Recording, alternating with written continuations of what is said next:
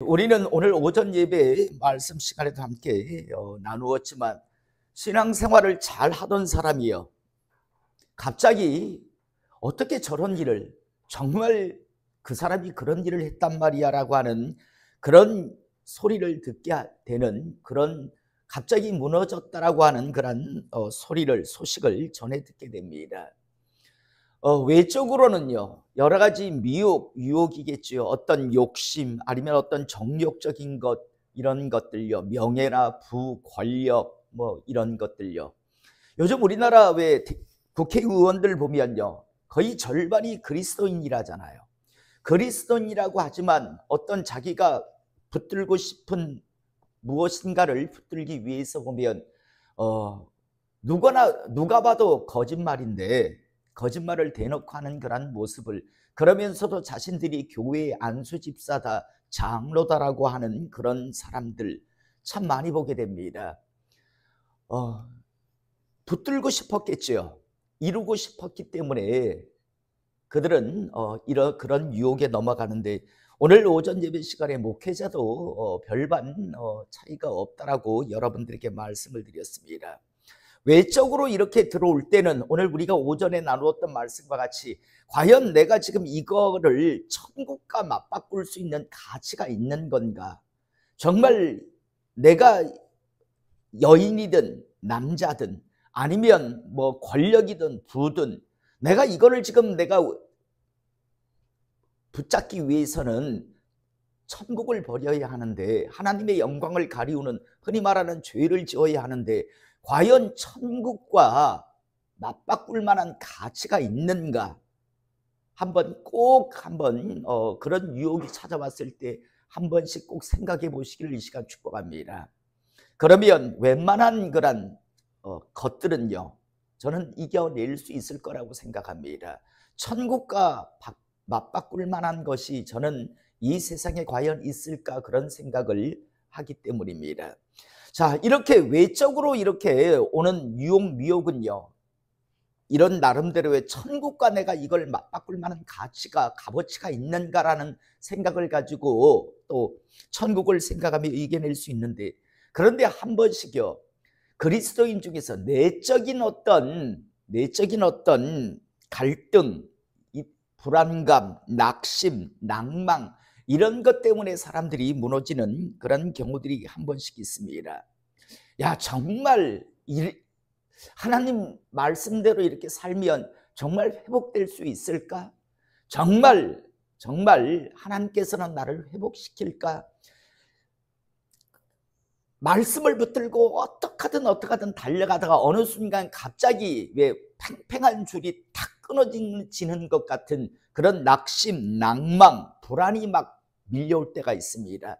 이때 사람들이 한 번씩 무너지고 넘어지는데요, 우리는 지금까지 다윗이라고 하는 사람이 얼마나 하나님의 사람으로서 신앙을 지키려고 몸부림쳤는가를 우리는 충분히 보았습니다.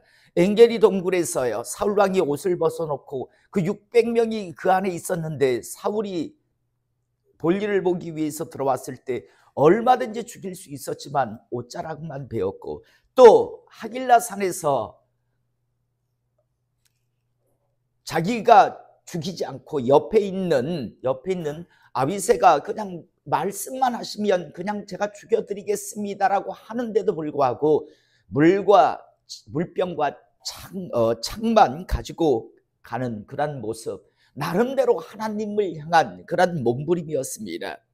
그런데 이렇게 하나님의 사람으로 신앙을 지키며 정말 열심히 살려고 하던 다윗이지만, 여러분, 다윗도 인간인지라 어느 순간 사울 왕이 절대 나를 포기하지 않을 거야, 분명히 하길라산에서 내가 잘못됐다 하면서 엔게디 동굴에서도 그랬고 다시는 너를 그렇게 쫓지 않겠다라고 약속을 했지만, 다윗 입장에서는요, 그 말을 믿을 수가 없었습니다. 나를 죽일 때까지 사울 왕은 나를 끝까지 쫓을 것이다라는 그런 생각이 오늘 갑자기 그에게 찾아오는 순간 그는 불안, 낙심, 낭망, 그래서 지금까지 하나님을 향한 믿음 신앙을 가지고 막 어떻게 하든지 달려가려고 했던 그 신앙이 순간 있잖아요, 그냥 털썩하고 놓아버리는 그런 상태에 오늘 이르는 것을 우리가 보게 됩니다. 왜냐하면 그는 그일라 사람을 도와줬지만 그일라 사람들 배신하잖아요.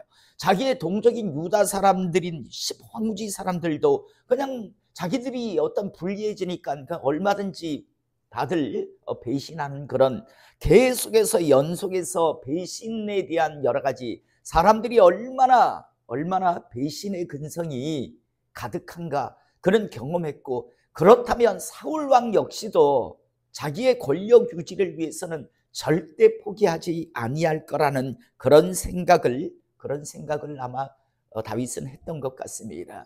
여러분, 우리는 다윗을 있잖아요. 무슨 다윗이 그렇게 신학이 뭐 그따위야라고 우리가 생각할 수 있으나요? 여러분, 누구나 이런 상황은 경험하게 됩니다. 우리가 잘 알다시피 엘리야 같은 경우에도 갈멜산에서 그 큰 승리를 거두고도요, 결국 어떻게 합니까? 낙심낭망해서 그냥 막 차라리 나를 그냥 죽여달라고 죽기를 구하는 그런 기도를 하는 모습, 낙심낭망해가지고 그리시네가에 가 있고 또 호렙산까지 가는 호렙산 동굴에 가서 그냥 정말 낙심해서 있는 그런 엘리야의 모습도 우리는 충분히 볼 수 있습니다. 그렇다고 우리가 다윗을 너무 연약하다, 엘리야 선지자를 통해서 무슨 선지자가 이따위야, 이런 식으로 우리는 생각할 사람이 아마 없을 거라고 생각합니다. 왜냐하면 그들도 인간이잖아요. 열심히 했고 그 큰 갈멜산에서 승리, 누구나 다 그 승리를 보았다면 다들 무릎을 꿇을 것 같은데, 그런데 이세벨이라고 하는 왕비가 어떡합니까? 네가 바알 선지자를 450명을 네가 죽였지, 내일 이맘때까지 내가 너를 못 죽이면 내가 뭐 사람이 아니다, 이런 표현, 내일 이맘때까지 꼭 너를 죽이겠다고 오히려 더 강팍한 모습을 보이니까 오히려 헉하고 오히려 실망하고 피해가는, 낭망해하는 모습을 우리는 볼 수 있습니다. 자, 오늘 우리가 읽은 본문 말씀에서 다윗이 지금 낭망합니다. 그래서 그가 취하는 행동이 무엇인가 하면요, 블레셋 지경으로 그냥 넘어가 버립니다. 오늘 1절의 말씀을 보면 다윗이 그 마음에 생각하기를 내가 후일에는 사울의 손에 붙잡히리니, 결국은 사울은 나를 쫓을 것이고 시간 문제지, 결국은 나는 사울에게 붙들 거야, 그래서 죽임을 당할 거야 라고 하는, 그렇게 열심히 신앙을 가지고 달려왔지만 한순간 막 갑자기 낭망이 그에게 찾아왔음을 우리가 알게 됩니다. 그래서 사울의 손에 붙잡히리니 블레셋 사람들의 땅으로 피하여 들어가는 것이 좋으리로다.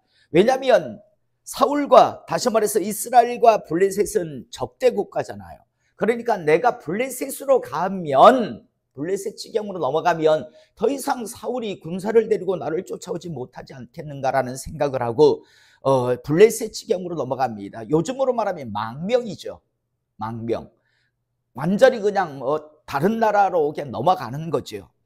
자, 그래서 이제 사울이 이스라엘 온 영토 내에서 다시 나를 찾다가 단념하리니 내가 그의 손에서 벗어나리라 하고, 나름대로 이제 그 낙심낭망을 이겨내는 방법을 무엇으로 생각하는가 하면 하나님 앞에 기도하며 하나님 앞에 세임을 얻기보다는 그냥 블레셋 쪽으로 망명을 하면 더 이상 사울은 나를 쫓지 않겠지라는 그런 생각을 하고, 그래서 이제 2절 다윗이 일어나 함께 있는 사람 600명과 더불어 가드왕 마옥의 아들 아기스에게로 건너가니라. 블레셋은 5 방백으로 되어 있다죠. 가드, 가사, 아스돗, 아스글론, 에글론.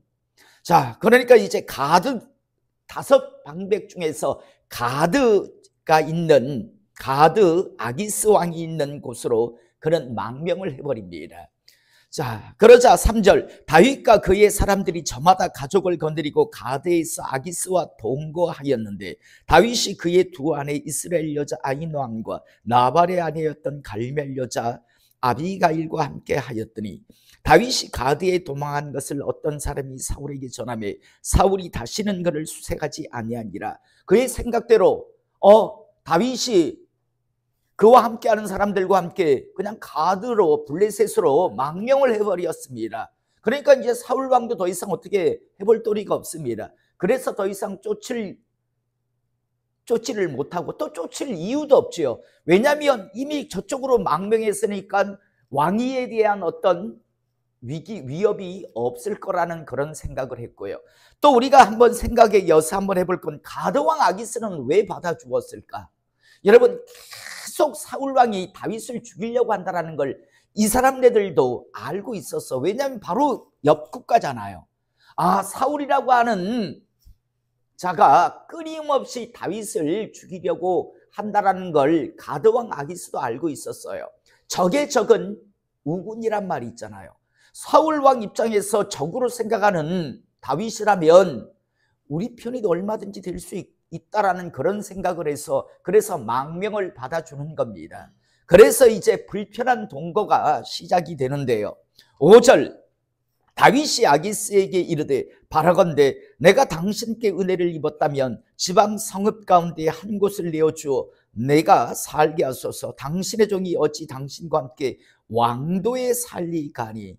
자, 왕도에, 다시 말해서 가드 왕이 있는 그곳에 살고 있다면 여러분, 당시 블레셋 사람들은요 다윗이 영호걸이라는 건 누구나 알고 있었습니다. 왜냐하면 가드의 골리앗을 넘어뜨린 이미 전력이 있잖아요.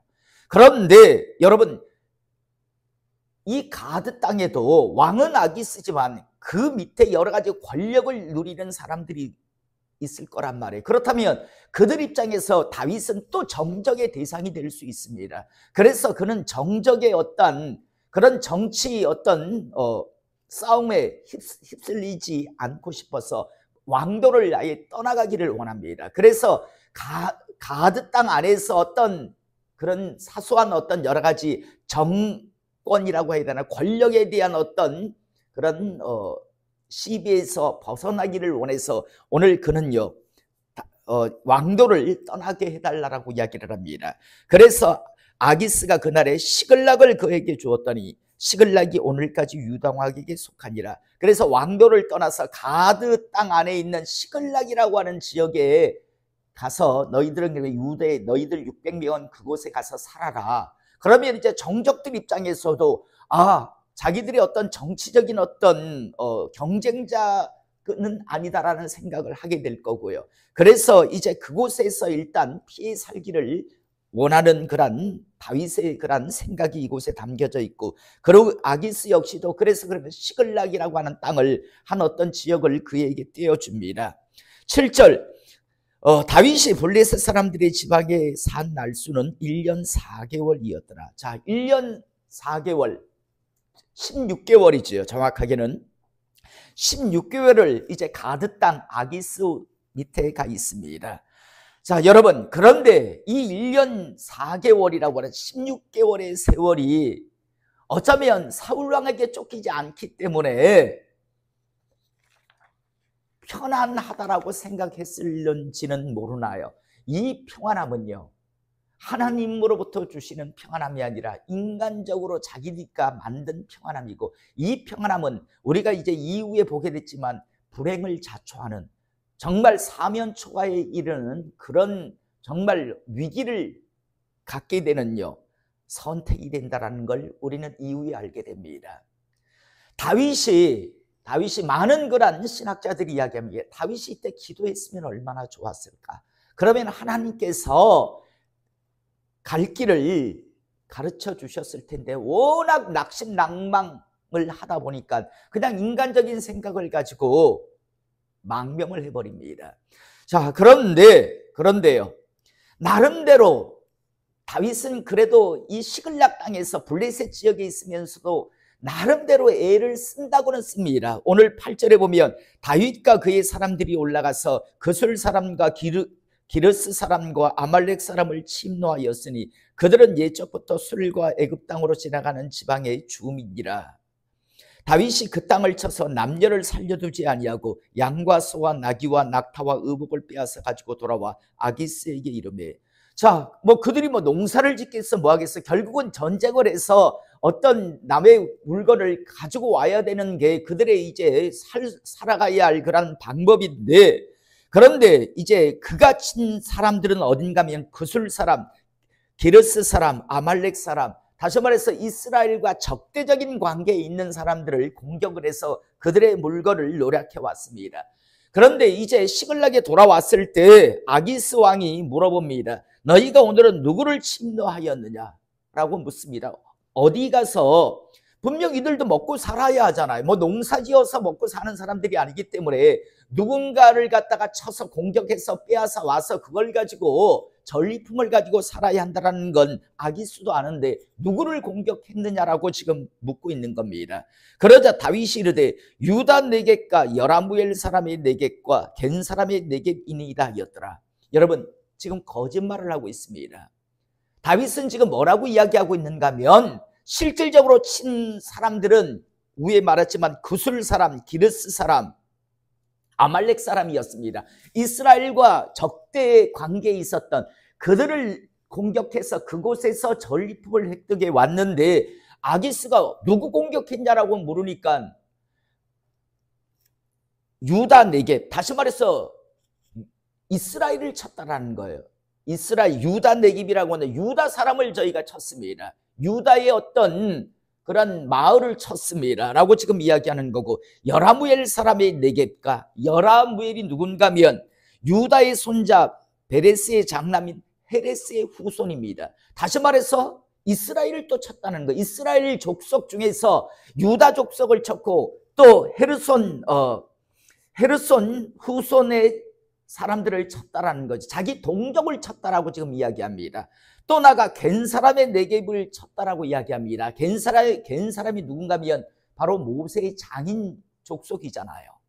한마디로 말해서 이스라엘과 친한 그런 자기 동족과 친한 족속을 쳐서 그곳에서 전리품을 가지고 왔다라고 그렇게 지금 보고를 하는 겁니다. 실은 거짓말 보고죠. 저 위에 말했던 구술 사람, 기르스 사람, 아말렉 사람은 누구와 친한가 하면 오히려 블레셋과 친합니다. 대신 유다와는 적대적인 그런 족속이었습니다. 그런데 아기스가 물어보니까 블레셋과 친한 그런 족속을 쳤다면 아기스가 경계를 할 것 아닙니까? 그러니까 그쪽을 친 게 아니라 우리 동족을 쳐서 전리품을 뺏어왔습니다 라고 지금 이야기를, 그런 보고를 하는 겁니다. 그러니까 아기스 입장에서 야, 진짜 얘는 완전히 이제 다시는 돌아갈 수 없는, 건너서는 안 되는 강을 건넌 자구나. 얘는 진짜 우리 편이 얼마든지 될 수 있는 그런 사람이구나라는 것을 그가 믿게 됩니다. 오늘 그래서요 11절에 보니까 다윗이 그 남녀를 살려서 가드로 데려가지 아니한 건 그의 생각에 그들이 우리에게 대하여 이르기를 다윗이 행한 일이 이러하니라 하여 블레셋 사람들의 지방에 거주하는 동안에 이같이 행하는 습관이 있었다 할까 두려워함이었더라. 자, 이것도 이유가 하나겠지만 여러분, 살려오면 어느 족속 사람이지 다 볼 거 아니에요. 그러니까 증거를 없애기 위해서 구술 사람이나 기르스 사람과 아말렉 사람을 침노할 때 그곳 사람들을 한 사람도 남기지 않고 다 죽였습니다. 그 이유는 비밀이, 거짓말이 들통날까 봐도 있고, 또 하나는 오늘 여기서 나오는, 야, 쟤네들은 끊임없이 노략질하는 그런 자들이다라는 그런 어떤 그런 소리를 들을까 함이라고 그렇게 이야기를 오늘 하고 있습니다. 자, 나가 12절. 아기스가 다윗을 믿고 말하기를. 자, 아기스가 다윗을 이제 믿기 시작합니다. 왜냐하면 앞에 지금 말씀드린 것과 같이 자기 동족을 쳤다라고 지금 이야기해요. 자기 동족을 쳐서 거기서 노략을 해봐가지고 전리품을 획득해 왔다라니까, 아, 얘는 더 이상 다시는 이스라엘로 돌아갈 수 없구나. 왜냐하면 자기 동족을 다 치고 이스라엘과 친한 겐 사람을 쳐서 거기에서 다 노략질해 왔다라고 하니까 아기스 입장에서는 얘는 이제 건너서는 안 될 강을 건넜구나. 그렇다면 이제는 완전히 우리 편이구나. 그런 생각을 하게 돼서 아기스가 다윗을 믿고 말하기를 다윗이 자기 백성 이스라엘에게 심히 미움을 받게 되었으니, 자기 동족을 쳤다니까 야, 자기 백성 이스라엘에게 심히 미움을, 아주 굉장한 미움을 받게 되었으니 그는 영원히 내 부하가 되리라 생각하니라 라고 지금 오늘 그래서 12절의 말씀이 나옵니다. 자, 아기스가 이제 속은 것 같습니다. 그리고 이제 사울의 그 끊임없이 추격하는 그 추격의 손길에서도 벗어난 것 같습니다. 이제 행복한 일만, 행복해질 일만 있을 것 같습니다. 그런데 여러분, 아까도 말씀드렸지만 이 행복은요, 1년 6개월짜리, 1년 4개월, 16개월짜리 행복이었습니다. 이 이후에 보면 이게 결국은 불행을 자초하는 씨앗이 되는 것을 우리가 보게 됩니다. 여러분, 저는 다시 한번 하나님 주시는 축복, 은혜, 평강을 누리시는 하나님의 사람 되시기를 이 시간 축복합니다. 인간적으로 우리가 만들어낸 어떤 평강, 어떤 좋은 것이요, 결국 시간이 지나보면 그게 우리를 불행하게 하는 씨앗이 되었던 경우가 굉장히 많습니다. 오늘 다윗 같은 경우에도 너무 힘들다 보니까 그냥 인간적인 생각을 가지고 가드왕 아기스로 갔고, 그리고 그곳에서 아기스 왕을 속이는 그런 행동을 함을 통해서 아기스 왕도 야, 이제는 얘는 진짜 우리 편이다, 이스라엘 자기 동족에게 심히 미움받는 존재가 되었으니 얘는 이제 믿을만 하겠다라고 생각해서, 그래서 그 땅에서 시글락 땅에서 아주 행복하게 오래 잘 살 것 같지만요, 그러나 이 일 때문에, 그가 한 이 거짓말 때문에 결국은요, 정말 어떻게 해야 할지 모르는, 하나님 은혜가 없었으면 정말 다윗은 블레셋에서도 정말 완전히 적이 되고요, 진멸의 대상이 되고, 이스라엘 쪽에서도 더 이상 갈 수 없는 그런 정말 영원한 그런 방랑객이 될 수밖에 없는 그런 상황이 나중에 연출이 되는 것을 우리는 그 다음에서 보게 되는데요. 저는 다시 한번 이 땅을 살아가시면서 하나님의 은혜 아래서 정말 우리가 힘들 때 있습니다. 정말 기도조차 나오지 않는, 정말 주여라고 하는 그 소리조차 입에서 나오지 않을 것 같은 메마른 막심령, 너무 낙심된, 그리고 좌절의 그런 어떤 생각으로 가득 차 버리는 그런 때가 있습니다. 그럴 때라도 다시 그냥 하나님 안에서, 제가 한 번씩 표현하는 말로, 여러분 신날 때는 누구든지, 막 뜨거울 때는 누구든지 뛰어갑니다. 그런데 어떨 때 정말 힘들 때 있습니다. 그럴 때는 기어서라도 그냥 이렇게 차라리 하나님 강단에 와서 그냥 아무 소리를 못한다 할지라도 주여 불쌍히 여겨달라고 그렇게 마치 신음과 같은 소리를 낼지언정 하나님 앞에 와서 하나님 앞에 무릎 꿇는 그런 하나님의 사람 되시기를 이 시간 주님의 이름으로 축복합니다. 기도하시겠습니다.